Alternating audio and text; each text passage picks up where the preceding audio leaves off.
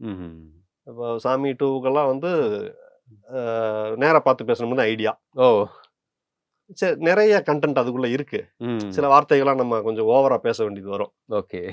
நம்ம பேசுனா அந்த வார்த்தைகளுக்கு நம்ம பதில் சொல்லணும். பதில் சொல் அ அவர் சரி சாரே அத பண்ணியிருந்தா எப்படி இருக்கும்? ஓஹோ!